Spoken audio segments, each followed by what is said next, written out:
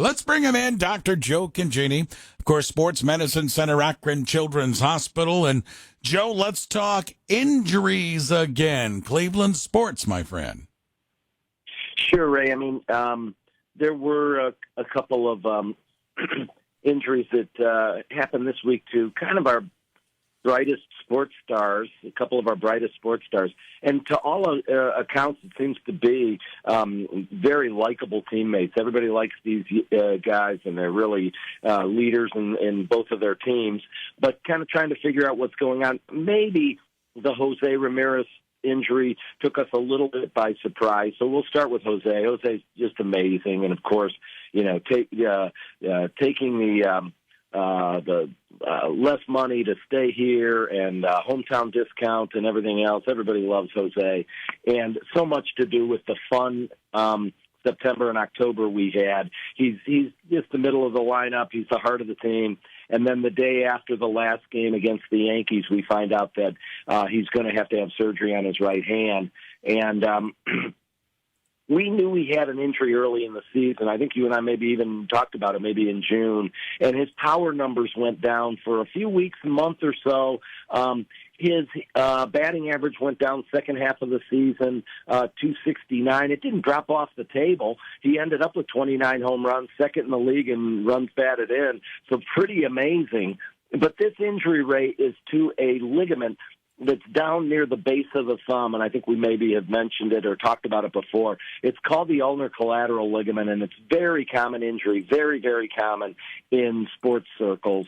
And even in our high school athletes, it's very common. We make this diagnosis at our office a fair bit.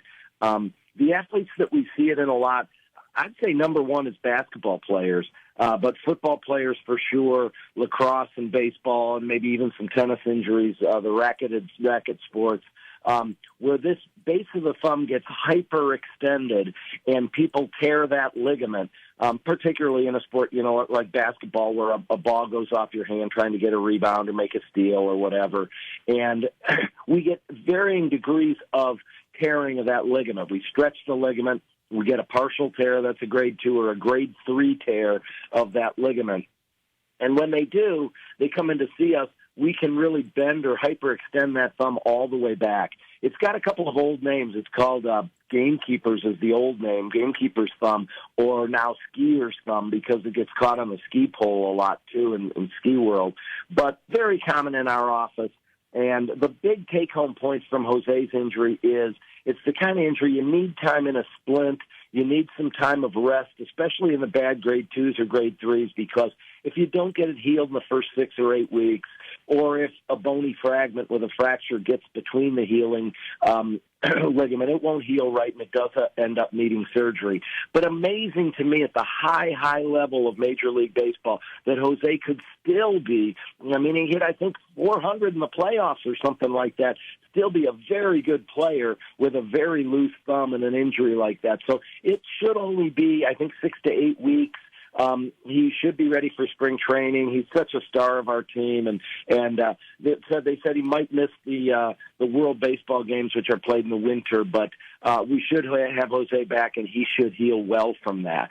The other star is Darius Garland, and again, he's a guy that's just so well liked and such a great leader by all accounts. Of course, you know, I don't know these people. I haven't examined them, but just kind of what we've looked at and read. He had a laceration, a small cut in the undersurface of his eyelid, and a bruise there too. And it really bruised up quite a bit to where the eye was bruised shut, and he's had trouble returning to play. But I hear he's close. And the thing we keep hearing that's really encouraging, you and I have talked about eye injuries in the past, they can be devastating. They can be year-ending injuries when you have structural damage. And the word that you and I keep hearing, I think, is that there was no structural damage. He's been checked out on a number of occasions. They're waiting for the bruising to go down and the laceration to heal. And I'm told he's actually pretty close to getting back in the lineup. So both of those two things might have good outcomes. You've got to shake your head at Jose. What a tough player, knowing he played through the whole second half of that season with a very loose thumb and a torn ligament. Yeah, that's for sure. I had no idea. That, like you said, it caught a lot of us off guard when that came down for sure about that needed surgery. All right, Joe, as always, right on spot with it. Very timely information as always. Always appreciate the time, my friend. Okay, Ray, have a great rest of the week. You too. Dr. Joe Congini, Sports Medicine Center, Akron Children's Hospital, takes time to join us. Over 25 years here on The Morning Show.